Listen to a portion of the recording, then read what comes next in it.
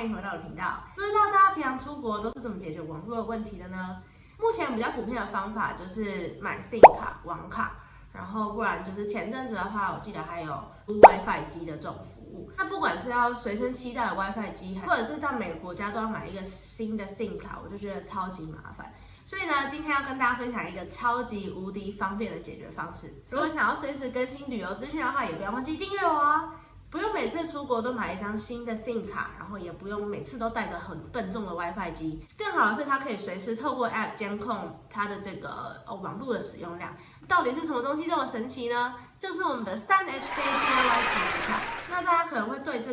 个品牌比较陌生，那我大家先介绍一下3HK 是什么样的一个公司。它呢其实就是这个香港的通讯流动品牌，比如说台湾的远传啊，或是台湾大哥大、中华电信之类的。那大家可以在官网上面看到，它有提供很多样的服务。那我们今天主要focus 的是在它的这个 DIY 储值卡。我等一下会带大家一步一步的去申请这个 DIY 储值卡。那在这之前呢，我想先跟大家分享一下我为什么会很推荐这一个服务的原因。那首先呢，当然就是大家最在意的价钱啦。那它这个 DIY 储值卡的价钱呢，其实相对来说是比市面上的便宜很多，然后弹性也相对多很多。比如说市面上的储值卡都是吃到饱或者是没有吃到饱，然后你要选择天数嘛，然后它就不会让你有比较弹性的选择，比如说让你要选几 G 这样子。那相对来说呢，这个 DIY 的这个储值卡就可以让你说你要选择的天数是几天，然后你要选择的 G 数，它会给你一个方案，比如说10G 或者是20G 之类的，所以就蛮方便的。那再来第二点呢，它可以很多个国家，然后是使用同一个 DIY 的这个储值卡，比如说很多北美邻近的国家，比如说加拿大啊、美国啊，然后墨西哥啊，你可以买同一个方案，然后你在这3个国家都可以使用这个储值卡的网路。所以我觉得就是蛮方便的，你不用去加拿大的时候买一个加拿大的网卡，然后去美国的时候买一个美国的网卡，然后去墨西哥的时候又买一个墨西哥的网卡。所以说我觉得这个部分是蛮方便的。那再来呢，第3点就是它有 eSIM 的功能。那这个 eSIM 可能会对大家比较陌生，那简单跟大家说一下这是什么东西。原本我们弄的卡，比如说你去电信局办门号或者办网络，它会给你一个小卡片嘛，那就是原本的这个 SIM 卡。那 eSIM 呢，就是它把这个步骤省略掉了，它就直接是给你一个 QR code， 你就扫这个码，它就会帮你把这个卡片植入到你的手机里面，然后你就不需要再透过额外的这个实体的卡片了。目前市面上的手机应该都是有这个 eSIM 的功能，也就是说呢，同一只手机可以有2个 SIM 卡。就是说，一个是原本的实体卡，就原本在你国家在用的主要通讯的那个门号的实体卡，然后另外一个呢，你就可以用 eSIM， 就他们2个是不互相影响的，所以我觉得也是蛮方便的。那再来第4个就是它不用预约开通，像比如说我现在到了美国，然后我妈妈就突然说啊，她想要网路，那我们在台湾的时候也没有事先买，那我可以就到这边，然后到它的官网上去直接买，买完之后就直接开通了，就不需要再透过人工的这个步骤，然后去开通我的这个卡片，所以我觉得便利性来说也是非常加分的。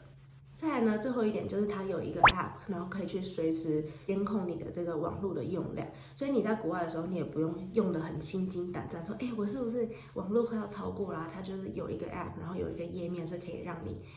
随时的监控你的这个网络用量的。所以以上5点就是为什么我非常推荐它这个 DIY 储值卡的原因。那至于怎么申请，我们就现在继续往下看吧。好，那首先呢，你就先到 Google 的页面，然后打3HK， 然后呢，第一个你就看这个 3.com.hk， 这个就是他们的官网，然后呢你就点进去，然后因为我现在在美国，所以它的这个预设的语言是中文。那如果你要看英文的话呢，按右上角这边按中文，它就会自动切换。好，然后呢，接着我们就要点储值卡这边，然后 DIY 储值卡。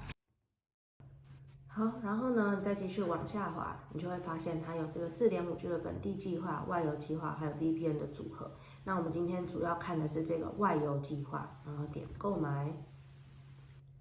然后呢，你就可以选你这边的国家，你是要哪一个？那如果你要去的国家没有在这上面的话呢，你也可以从这边搜寻。然后呢，像我现在是在美国的话，我就点美国，然后它就会跳出来说我要怎么样的组合，比如说日费通行证30日组合，然后它有分10GB、20GB，然后价钱是不一样的。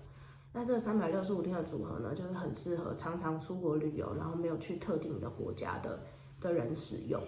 像我家人就是也有很常在就是世界各地旅游的，那他用的就是这个365天的数据通行证，然后是环球13GB。那它这个呢，就是在所有下面有提到这些地区都是可以使用的，然后总共是有13GB，在这365天之内，你可以有13GB 的这个网络流量可以用。因为我妈这次没有来很久，所以我就帮她用这个日费通行证。那记得大家在下单之前要去看一下这个适用的地区，要去确认说你的这个你要去的这个国家有没有包括在它的这个地区里面。然后我就帮他买5天的这个天数，然后按确认。然后呢，它这边就会让你选择说你要什么样的卡片类别。那因为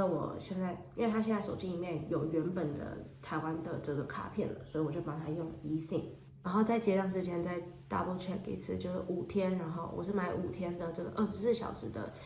数据通行证，然后是美加墨，也就是美国、加拿大跟墨西哥都可以用的。那下面这边呢，它还有更多的地区，所以大家在购买之前都可以再 double check 一下，然后按下一步，然后结账。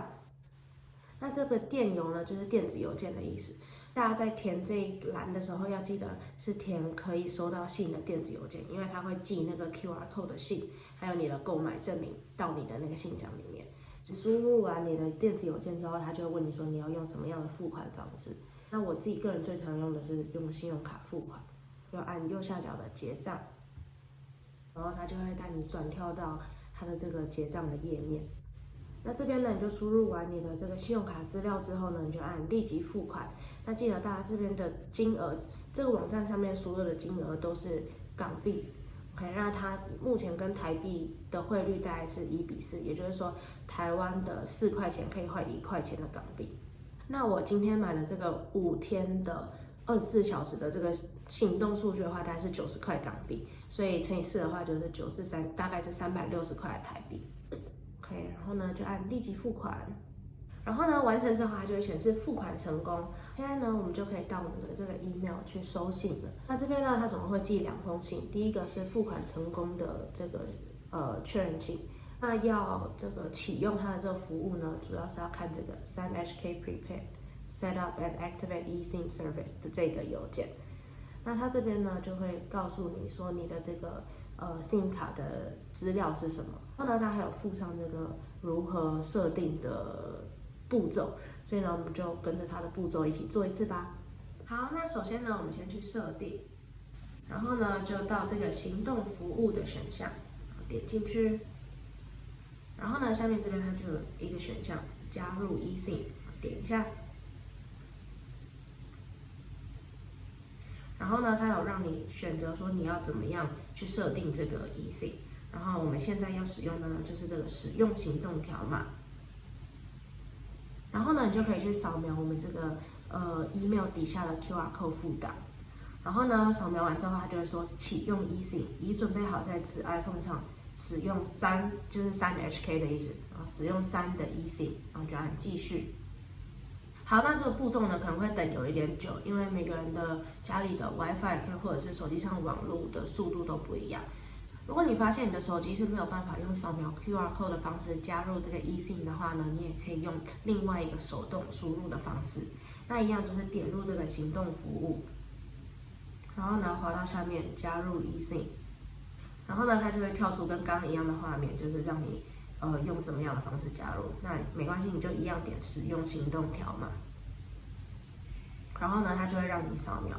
但是你现在没有办法扫描的话呢，你就按手动输入详细资料，然后它这边的 SM-DP 加位置，那就是这边你的 SM-DP 加的这个 address， 那你就复制这一段，然后贴上到这边。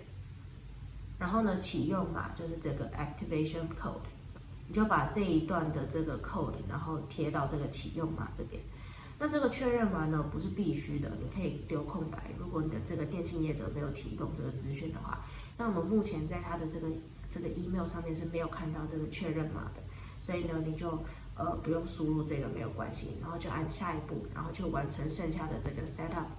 的过程就可以了。好，然后呢等一下之后它就会显示行动方案设定完成，然后你就按完成，然后呢它现在就会有让你就是使用这个标签。那你就可以设定说，你原本在用的那个门号，就你国家你每天在用的这个门号是可以用主要的，然后呢，你的这个新的这个3HK 的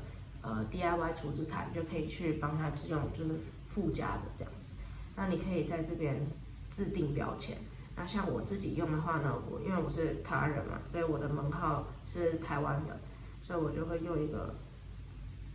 台湾的国旗这样。然后完成就是台湾的，那另外一个呢，就是刚刚用的这是3HK 的，那主要就是旅游的时候才会用到，所以我就选择旅游，然后地点的话，因为我比较常来美国，所以我就可以选美国，完成，然后继续，然后呢这边你就可以预设号码，像比如说你主要的号码是要用哪一个？那因为这是我妈妈的手机，她平常呢就是在台湾生活，所以我就用这个台湾。这也是台湾，选择说你要用哪一个门号的行动数据，那你就用允许自动切换吧。那我们现在在美国，然后是要用美国的网络，所以我就选美国的。然后你也可以用允许行动数据切换，这样子会让你在每个国家穿梭的时候更方便。好，然后按完成。好，然后呢完成之后，我们就可以看到它这边会写说，美国的这个门号呢是可以用 T-Mobile 的 ，T-Mobile 就是一个美国蛮大的电信公司。那台湾的话呢，它就会写说只供 SOS， 就是你只能在紧急通话的时候使用。好，可是呢，目前为止我们还是没有看到这个网络的符号出现。那我们就再点一次行动服务，然后呢按这个美国的 SIM 卡这边开启，然后呢往下滑，按数据漫游。然后点一下开启，就会马上发现它上面有这个 LTE 的符号了。那还记得我刚刚推荐这个储值卡最后一个原因吗？没错，就是它可以有这个 app， 然后去随时去监控说你现在目前的用量是到哪里。那我现在呢就跟大家展示一下。那它这个 app 呢叫做买3，如果你是 iPhone 的话呢，可以去 App Store 下载；如果你是 Android 的话，你就可以去记得应该是 Google Play 吧。